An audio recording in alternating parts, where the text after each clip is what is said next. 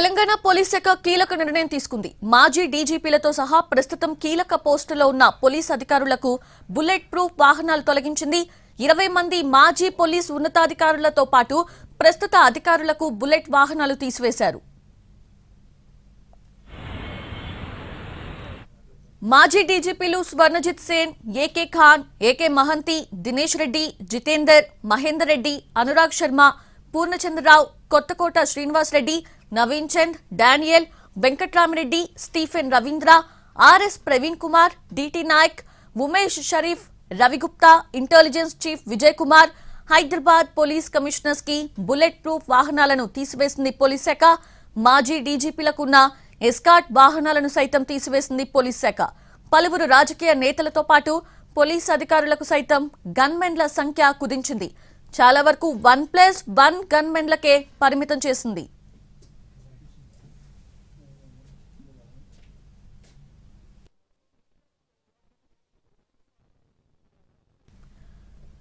Telangana police శాఖ తీసుకున్న ఈ కీలక నిర్ణయానికి సంబంధించిన పూర్తి అప్డేట్స్ అందించేందుకు మా crime input editor Ramesh Vaitla సిద్ధంగా ఉన్నారు. రమేష్ వైట్ల, తెలంగాణ పోలీస్ శాఖ అత్యంత కీలకమైన నిర్ణయం తీసుకుంది. అయితే సెక్యూరిటీ రివ్యూ కమిటీ చేసిన సూచనల మేరకు చాలామంది అధికారులకు, మాజీ పోలీసు అధికారులతో పాటు ప్రస్తుతం ఉన్న అధికారులకు బుల్లెట్ ప్రూఫ్ వాహనాలతో పాటు వాళ్ళకున్న ఎస్కాట్ వాహనాలు అన్నింటిని కూడా తీసివేస్తూ నిర్ణయం తీసుకుంది. మొత్తంగా 26 మంది కీలకమైన మాజీ అధికారులతో పాటు ప్రస్తుతం ఉన్న అధికారుల సెక్యూరిటీని తగ్గించడమే కాకుండా బుల్లెట్ ప్రూఫ్ వాహనాలు తీసివేసినట్లు అటు చెప్తున్నారు. అయితే దీనికి సంబంధించి ఇప్పుడు చూసినైతే మొత్తంగా 26 మంది మాజీ డీజీపీలు కావచ్చు, మాజీ ఐజీలు కావచ్చు, లేకుంటే మాజీగా కీలక స్థానంలో పనిచేసిన పోలీసు అధికారులు కావచ్చు, వీళ్ళందరికీ సంబంధించిన సెక్యూరిటీతో పాటుగా అటు ఎస్కాట్ వాహనాలతో పాటుగా బుల్లెట్ ప్రూఫ్ వాహనాలు తీసివేసినట్లు అధికారులు చెప్తున్నారు.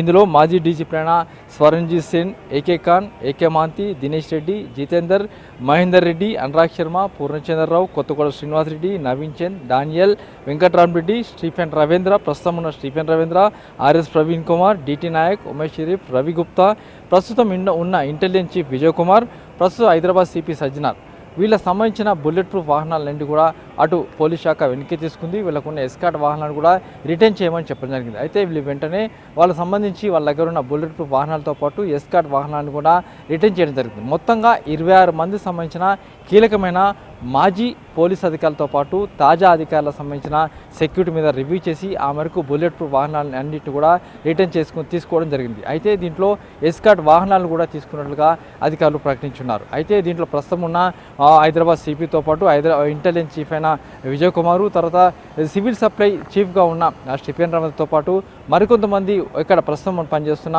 థ్రెట్ ఏదైతే గతంలో వీళ్ళకు చాలా థ్రెట్ ఉండేది, ఆ నేపథ్యంలో వీళ్ళకు పెద్ద ఎత్తున సెక్యూరిటీతో పాటు బుల్లెట్ ప్రూఫ్ వాహనాలు ఇవ్వడం జరిగింది. అయితే వాళ్ళందరి వాహనాలను కూడా రిటర్న్ చేసినట్లు, వెనక్కి తీసుకున్నట్లు అటు ప్రభుత్వం ప్రకటించింది. అయితే దీనికి సంబంధించి చూసినట్లయితే తాజా కావచ్చు, మాజీ కావచ్చు, మాజీలకు సంబంధించి చూస్తే అటు కీలక స్థానాల్లో అంటే మావోయిస్టు ఉద్యమం కావచ్చు, నక్సలైట్ ఉద్యమం ఉన్న సమయం నుంచి కూడా వాళ్ళకు బుల్లెట్ ప్రూఫ్ వాహనాలతో పాటు పెద్ద ఎత్తున సెక్యూరిటీ గన్మెన్లు కూడా పెద్ద ఎత్తున ఉండేది. అలాంటి వారికి కూడా సంబంధించి ఆ పూర్తిగా తీసివేసినట్లు అధికారులు చెప్తున్నారు. అయితే దీంట్లో చూసినట్లయితే ఎప్పుడైతే మావోయిస్టు పెద్ద ఎత్తున ఉన్న సమయంలో, మావోయిస్టు ఉద్యమం పెద్ద ఎత్తున ఉన్నప్పుడు డిటి నాయక్ కావచ్చు, లేకుంటే స్వర్ణజిత్ సేన్ కావచ్చు, మహేందర్ రెడ్డి కావచ్చు, లేకుంటే పూర్ణచంద్ర కావచ్చు, ఆర్ఎస్ ప్రవీణ్ కావచ్చు, వీళ్ళందరికి సంబంధించిన సెక్యూరిటీ మీద రివ్యూ చేసి ఆ మేరకు బుల్లెట్ ప్రూఫ్ వాహనాలు మొత్తం కూడా తీసివేసి ఆ తర్వాత వాళ్ళకున్న గన్మెన్లను తగ్గించి ఎస్కాట్ వాహనం కూడా తీసివేసినట్లు అటు ఇప్పటికీ పోలీస్ శాఖ ప్రకటించింది. అయితే ఎందువల్ల తీసేశారనే విషయంగా ప్రధాన ప్రశ్నిస్తే ఇప్పటికీ దేశవ్యాప్తంగా మావోయిస్టు రహిత దేశంగా మారిపోయిందని చెప్పి కేంద్రం ప్రకటించింది.